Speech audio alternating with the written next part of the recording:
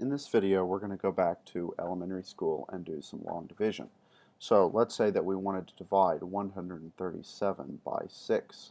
How would we do this? Well, typically we would write it like this, and then we start doing this sort of process. How many times does 6 go into 1? Doesn't. So I'm going to keep going. How many times does 6 go into 13? It goes in twice. And then I'd multiply, subtract, leave 1, bring down the 7.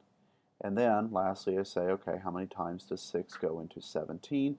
It goes in twice, and 2 times 6 is 12. Subtract, so we get 5. And then we have to stop because 6 doesn't go into 5, and there's no more, there are no more digits to bring down. So one of the ways that you may have written this in elementary school is to say 22 divided by 6 equals 5, or let's erase that. So we would have said that 137 divided by 6 is 22 remainder 5.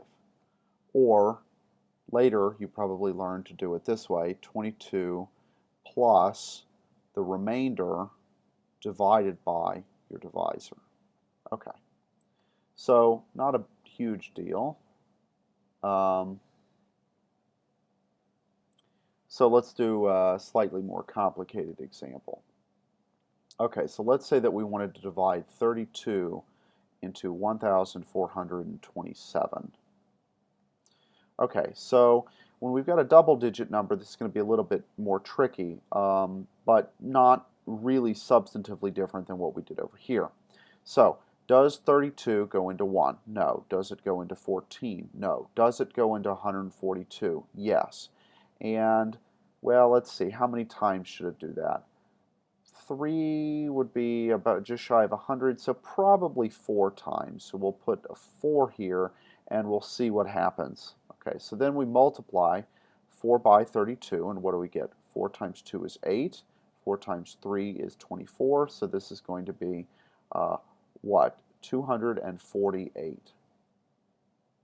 I'm sorry, 4 times 3 is 12. What am I saying? So 128, sorry. And then we're going to subtract, do some borrowing action here, and we get 14. And then, of course, the last step is to bring down the 7. Okay, so let's do the process again. Does 32 go into 1? No. Does it go into 14? No. Does it go into 147? Yes, and based on the, that's not too much bigger than what we had a second ago, so we should suspect that it also goes in 4 times. Okay, so let's do the multiplication again. We already said 4 times 32 was 128, so we're going to subtract, and in this case we get 17 minus 8 is 9, 2 from 3 is 1, and so we get 19. Now again, we stop here because this number is smaller than this number, and there are no additional digits or pieces for us to bring down.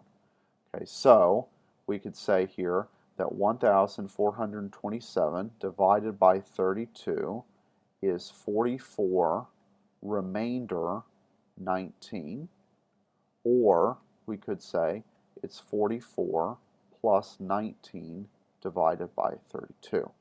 Okay, so this first way is sort of the elementary school way, and then you probably learned how to do this stuff maybe later in elementary school or in middle school, to not necessarily think about this in terms of remainder. Okay, but let's sort of think about what is the process that we went through here. What's the algorithm? So this division algorithm is a very old idea.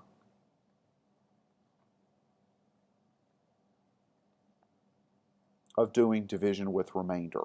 Okay, so notice that at each stage along the way, the piece that we were considering, so like this was the second piece we were considering, was smaller than the piece that preceded it, and then the remainder was sort of the last one where we had to stop because The divisor was too big to go into it any times at all.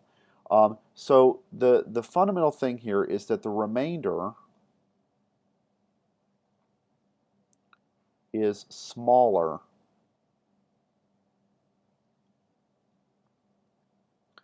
than the divisor.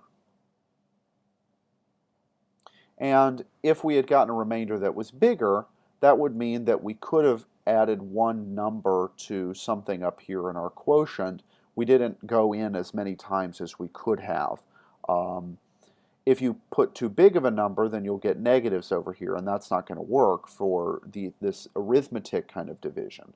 Okay, so the other thing that we had to do when we do this, okay, is so remainder is always smaller than the divisor when you're finished, okay, and this sort of remainders along the way are smaller than the piece that you had before it. Okay, so these things are always getting smaller until you can't get any smaller. The second is a really important bookkeeping.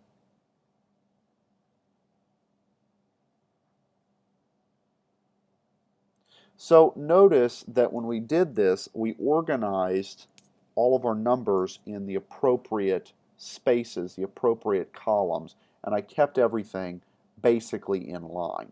So that's important because for the way that we write numbers, we use a place value system. 44, for example, the 4 that's here counts differently than the 4 that's there. And we know that this 4 counts as 4, and this one is really counting as a 40, not a 4. So that place value system is critical. Okay, so we call this place value. Okay, now both of these two concepts will be extremely important when we do this long division on Monday for polynomials. But the key ideas are still going to be the same. These partial remainders along the way, and then the remainder when everything is finished, always are smaller. Now with numbers, it's very obvious what smaller is. In polynomial case, what smaller means is a little bit different, but in some way things are getting smaller as you go through the algorithm. And then the second is that it's absolutely critical to keep the bookkeeping straight. Now, fortunately, the way that we write numbers already has the bookkeeping built into it, but with polynomials we'll have to be a little bit more careful and deliberate.